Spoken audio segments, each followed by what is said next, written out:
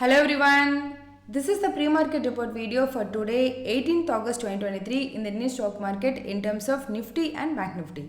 Yesterday was completely opposite to what happened on Monday and Wednesday. In the last 2 days, market was negative in the first hour, then it recovered and closed positive. In contrast, yesterday Nifty opened flat but slowly eroded throughout the day and closed near 19,350, mainly dragged by IT and consumer stocks. Regarding IT, we know almost all the major Indian company earns a significant share of their revenue from the US. Wednesday night, Fed released the meeting minutes of last FOMC meeting. In that, we know the FOMC members were divided on the need for more rate hikes. This increased the fear among the US investors that we might have more rate hike this year.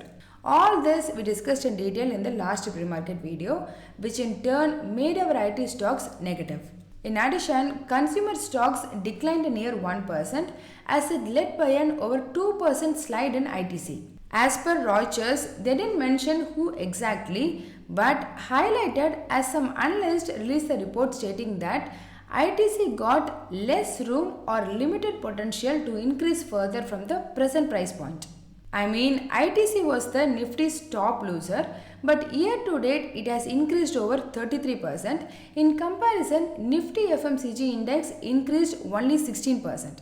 So it's kind of making sense. Finally, in addition to IT and FMCG, financials down marginally and extends their loss for the 6th session in a row. And unlike Monday and Wednesday, yesterday the overall market was good. The advanced decline ratio was slightly more than 1, exactly 1.1. So 10% more number of stocks were advanced than it declined. About institutional activities, after 1 day of mild buy, FIIs again turned as mega sellers. Yesterday, in addition, DAI was also a net sellers. FII net sold for near 1,510 crore rupees, whereas DAI net sold shares approximately 315 crore rupees. So the takeaway is global market influenced negativity in IT, whereas profit booking in Reliance and FMCG and with the expiry day volatility made the Indian market to close significantly negative. However, there is one positive news. Compared to Monday opening to yesterday's closing, despite all this volatility, India VIX increased less than 2.5%. Even yesterday, it increased only 1%. Anyway, moving to US, for the second consecutive day, FOMC meeting minutes affected the market significant on the downside. This FOMC meeting minutes during last night pushed the 10-year bond yield to over 4.32%, which is the 16-year highest ever 10-year bond yield for US currency. As we discussed a lot of times, increase in bond yield is always not good for stock market, especially the IT stocks. Here it makes sense, isn't it? If bond gives near 5% relatively almost risk-free, then why people want to risk and invest in the stock market? That's why increase in the 10-year bond yield is always not good for the stock market. This is the first negative info. Then the second one, Walmart released their quarterly results and it did beat the analyst estimation, but they gave a not good future sales guidance. This made the stock to drop over 2% and thus the whole retail sector in US becomes negative. In terms of macroeconomy, weekly number of new jobless claims came as 2,39,000, which were lower than the expectation and lower than the prior week. Another sign of a good labor market. Macroeconomic wise, it is good, but for stock market case in the present scenario, it's not. All this made all three major index to close significantly negative. At the end of the day, last night Dow Jones down by 0.84%, S&P 500 decreased by 0.77%, and again Nasdaq was the one that got most affected, down by 1.17%. In case of US VIX, it increased another 6% and moved near 18. Just for info, 3-4 days ago it was in the 15 range. Then regarding oil, Chinese central bank released the statement that they will make the availability of liquidity very simple and easy so that they can propel the economic growth. And this statement made the oil price to increase 1%, Regarding numbers, last night Brent crude oil trading near to 84 US dollars per barrel and WTI crude oil trading near to 80 US dollars per barrel. And coming to Indian areas, if required, please pause it. It closed more or less in line with Indian market. Both the IT areas dropped around 0.5 to 1% and banks were down around 0.5%. About GIFT Nifty, at present 3 am Indian Standard Time, it closed near to the lowest point for the day, 19,283 mark, and at present the premium is 30 to 40 points for the spot market, and it might start to drop further since market is in the consolidation phase. Anyway, for the moment it's roughly indicating around 100 points gap down opening. So that's what happened in the global market. Now let's move to the India related info. First, yesterday in the aftermarket hours, RBI released the very important August month India's economic bulletin.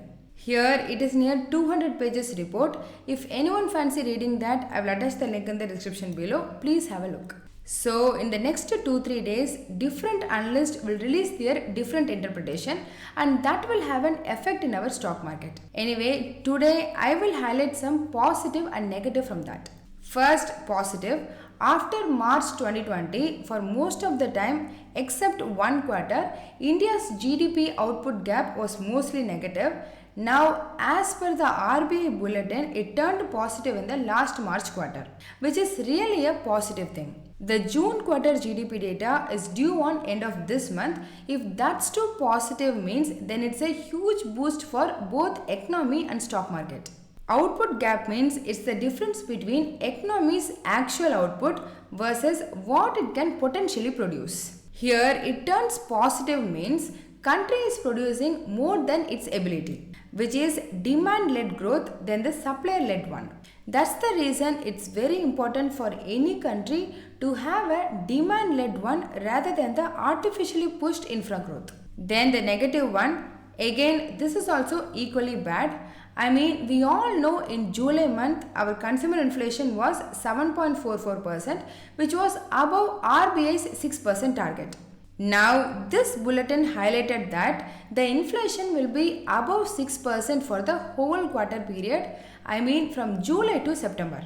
They also highlighted the potential further increased negative impact due to El Nino heat waves. That's my quick takeaway from RBI's economic bulletin.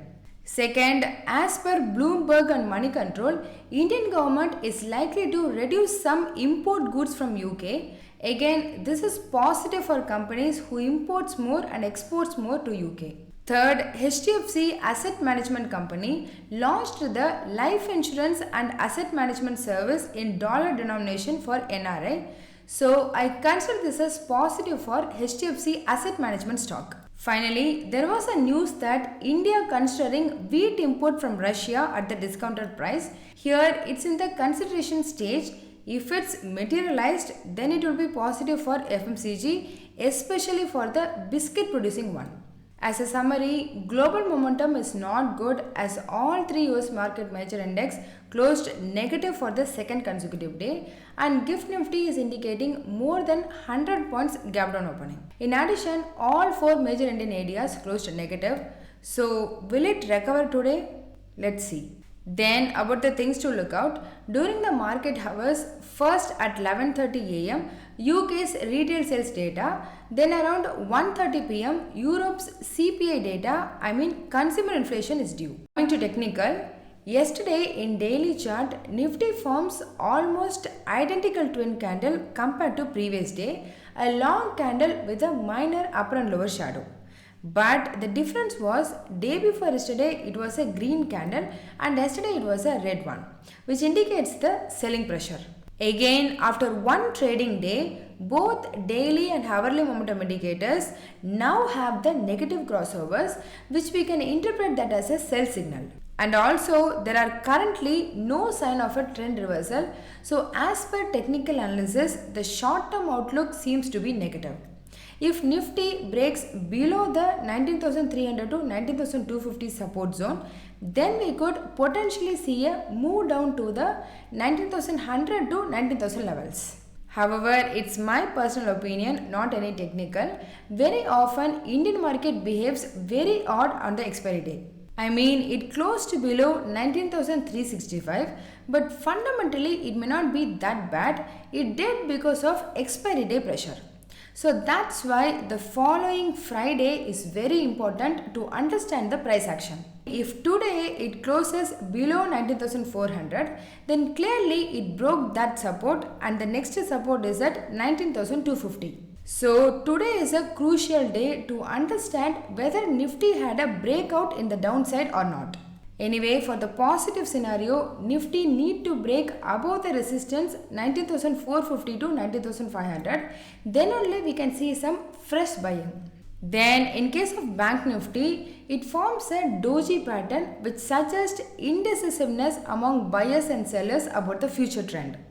This, along with the Bank Nifty's resilience at the 100 daily moving average 43,600, could mean that Bank Nifty may continue to trade in a narrow range, indicating a lack of clear directional momentum. So the range will be 43,600 to 44,300. So breaking away in either direction will determine the trend.